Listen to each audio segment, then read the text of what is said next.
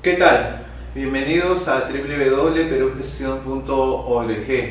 Mi nombre es Dionisio Canaguas, soy contador público colegiado certificado y en la presente ocasión quiero comentar con ustedes un tema vinculado a la aplicación de normas internacionales de información financiera aquí en el Perú.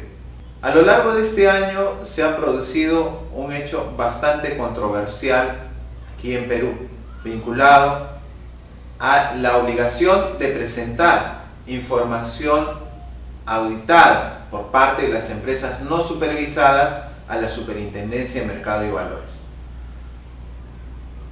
más conocida con el tema de han declarado inconstitucional la obligación de aplicar NIF, que lo querían tocar de esa manera así. Pero viéndolo desde un punto de vista legal, todo parte con el hecho que el Tribunal Constitucional aceptó una demanda al Congreso de la República por parte de la expedición de una ley que era la 29.720, particularmente el artículo número 5. ¿Y qué es lo que hace el Tribunal Constitucional? Señala que este artículo 5 de la ley 29.720 es inconstitucional.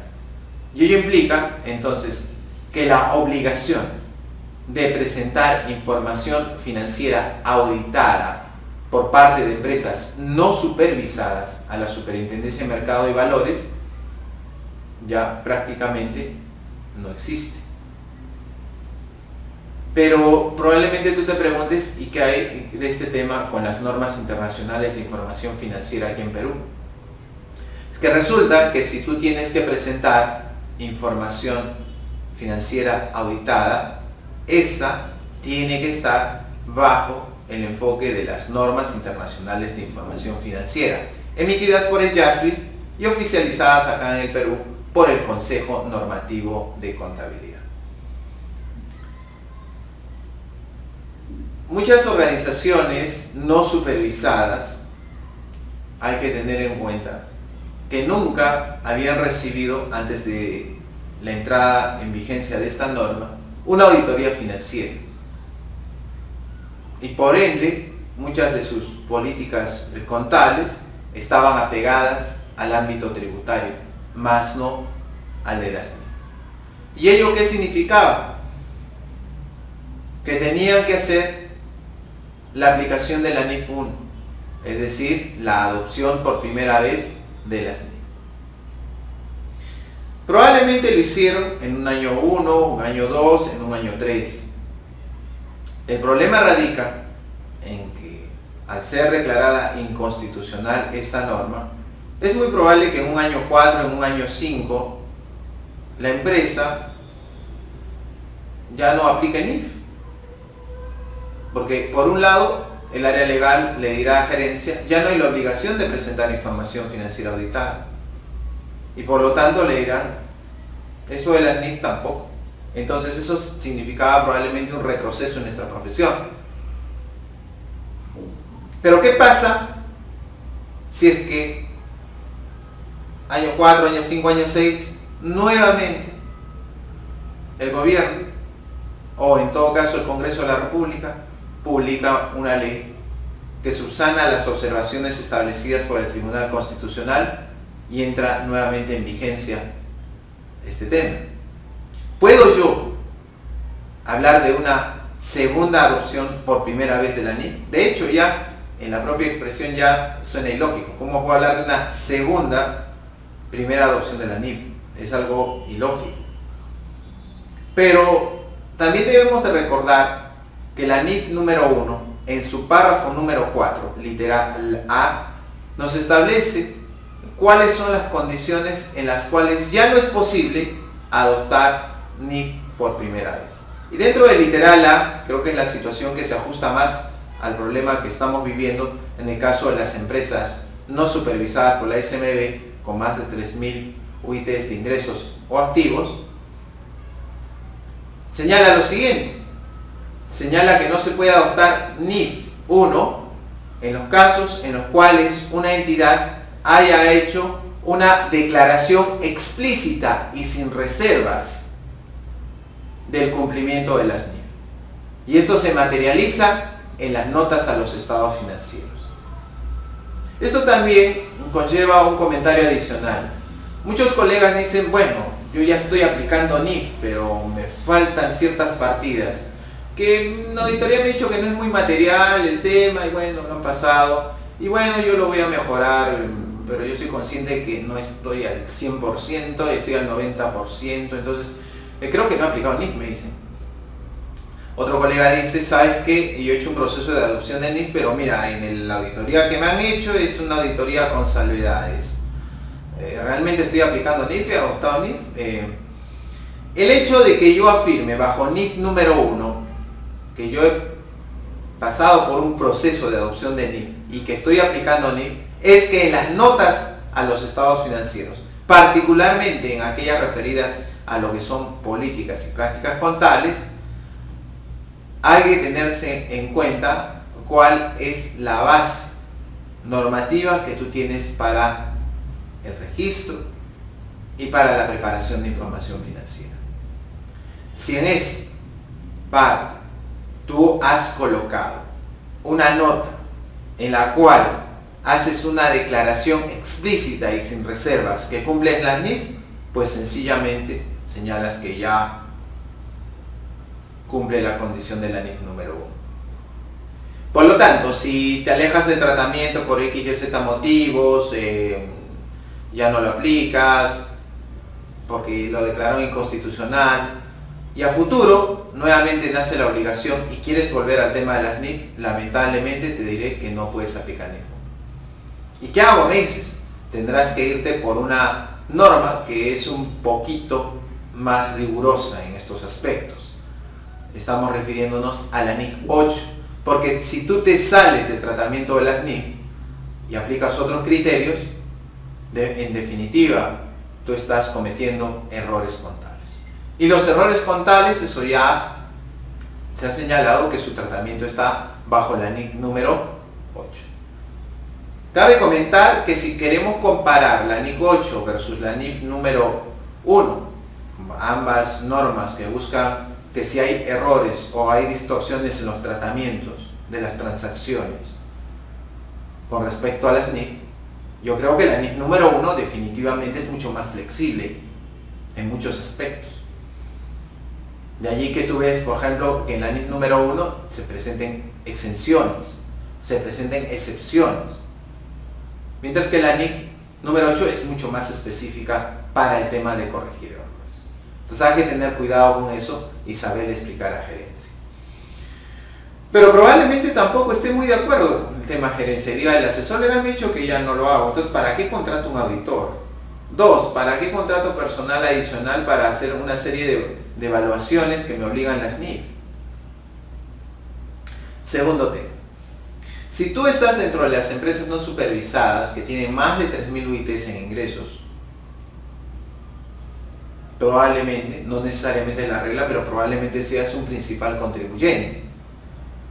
Y recuerda que los principales contribuyentes a partir del 1 de enero del 2016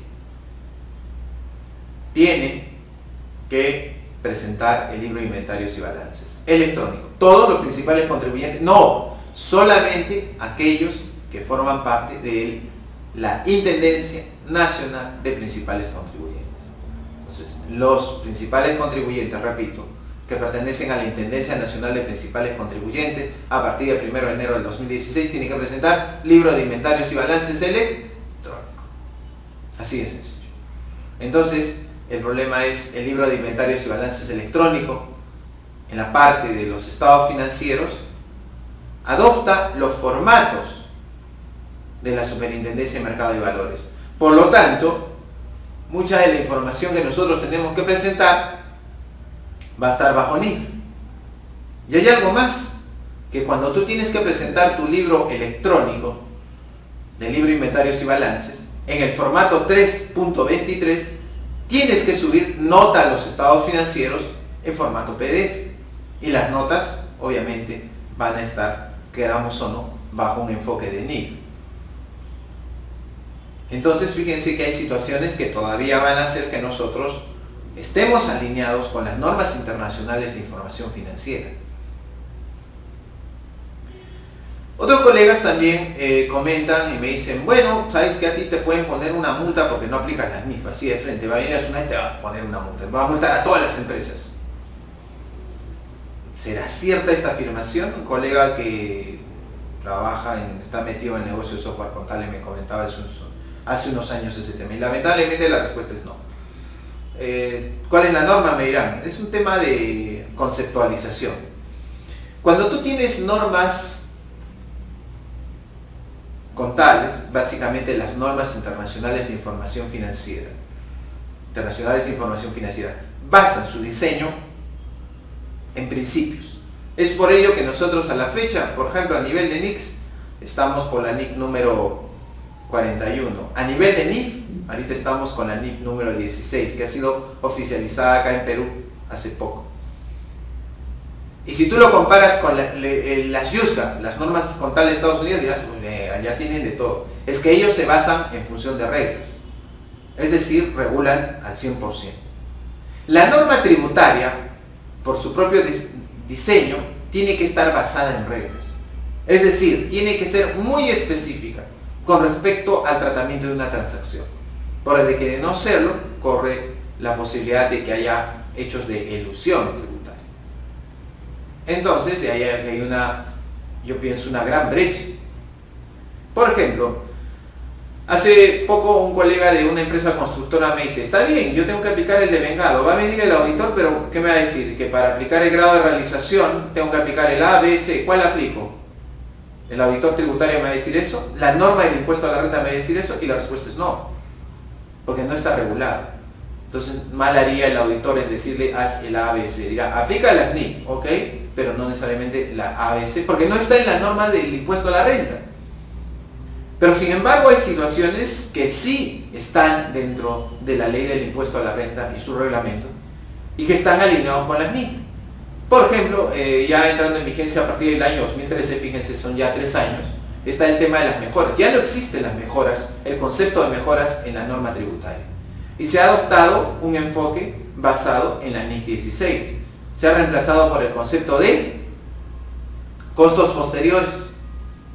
Entonces, si un contribuyente no aplica la NIC 16 para efectos de reconocimiento de costos posteriores dentro del tratamiento tributario bajo el impuesto a la renta asociado a un activo fijo, sencillamente ya tiene una infracción. Ahí sí, porque específicamente dice la norma tributaria qué norma contable aplicar y cómo relacionarse. Pero en otros casos en los cuales hay bastantes ambigüedades, definitivamente no va. Definitivamente no va. ¿Ya? Entonces tengan cuidado con ese tema. No está todo perdido, todavía vamos con el tema de las NIF, hay que tener cuidado, no abandonemos el tratamiento tan rápidamente. Yo sé que ya no hay, probablemente porque es inconstitucional, la obligación de presentar información auditada, pero ello no implica que sigamos con nuestros tratamientos contables bajo NIF. Sobre todo, sabiendo que ha significado una inversión para la empresa.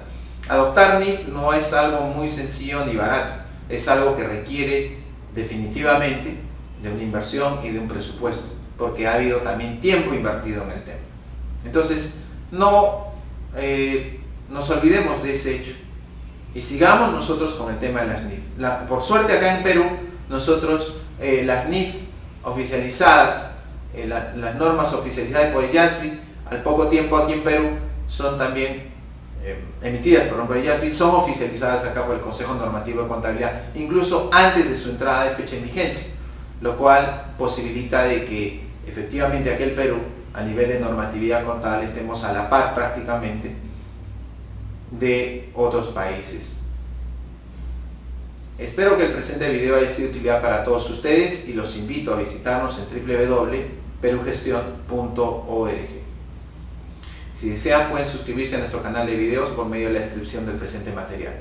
Y si desean participar en nuestros talleres, revisen nuestra programación en www.perugestion.org. Muchas gracias por su atención.